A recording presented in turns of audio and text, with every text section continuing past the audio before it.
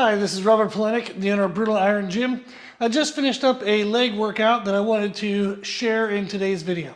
A workout structure that I like to use from time to time is to keep things simple. So in today's workout, I did a quad warm-up with hack squats. Nothing very heavy, just to get some blood flow into the quads. And I paired that with a quad stretch. That then prepared my quadriceps, the tissues of the quadriceps, to make sure I could do a nice heavy quad focused movement without the joints feeling tugging pain from any tight muscles. So I did a upright heel elevated variation of a squat on our Squat Pro. A way to mimic this would be a simple front squat, or you can actually use the hack squat machine, but I actually wanted to do it on the Squat Pro because I felt like I could play a little bit more with my hips. If I drove my hips forward out of the bottom, it helped me better focus on the quad sweep, the outer connections of the quads. And then as I fatigued, I could actually pull my hips back a little bit to use more of my glutes to counter the quads fatiguing. So it allowed me to kind of push a little bit further into tissue damage that did blend more glutes than just quads alone, but it was a nice variation as opposed to just using the hack squat. So I did that. I did a lot of sets of 10. I worked up to 4 hard sets of 10. And then I came and did on the seal row bar, I was doing some RDLs. I kept my Olympic lifting shoes on because I feel that it helps me better focus on my glutes when I have my heels elevated as opposed to my hamstrings.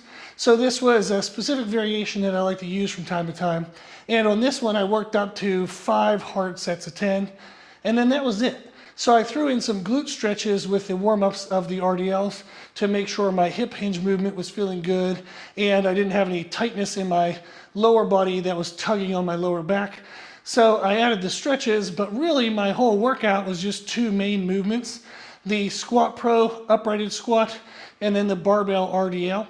I really like doing this, especially in certain circumstances.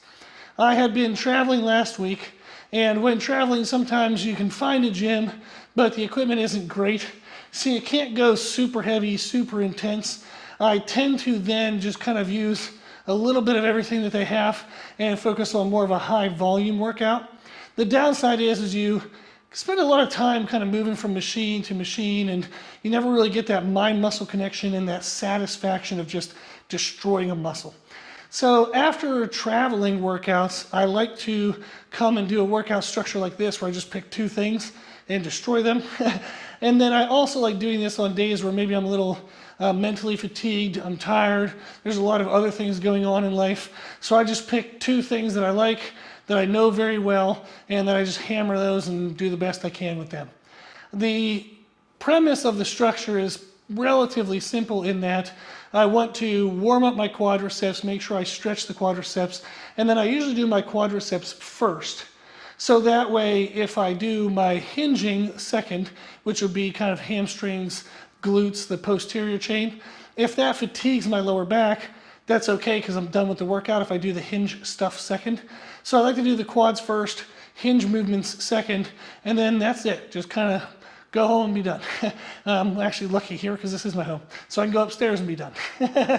But that is usually the structure. I'll usually aim for 3 to 5 hard sets of each movement, and I will typically use this structure as a transition to where maybe I'll train my next leg day a little higher volume, or maybe I'll train my next leg day a little closer. So if I'm only doing 10 working sets, even if that's super intense, it's a little on the lower side to then wait an entire week, or at least I find for myself. I can grow better in my legs if I train a little sooner after only a 10 set workout. Now, there are times where maybe you get hyped up, you find 10 sets that absolutely wrecks you and you're wrecked for a whole week. I just find that usually this kind of stuff for me, I'll need to work out a little sooner.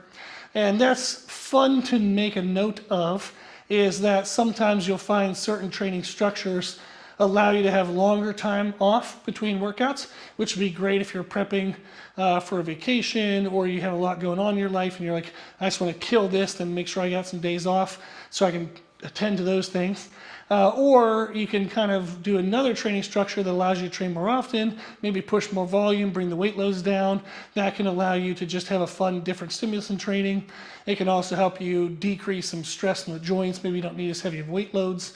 So knowing how your body responds to different structures is very helpful, because then you can personalize the training exactly to what you need, how your body's feeling, and what your schedule is.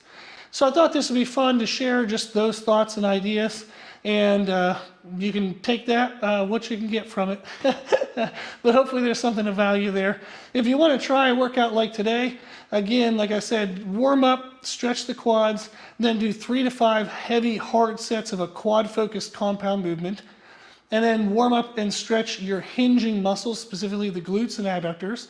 And then do 3 to 5 hard sets of a hinging exercise. And then that's it. That's the whole workout. Hopefully this was helpful. If you have any questions, put them in the comment section below. And thank you for watching.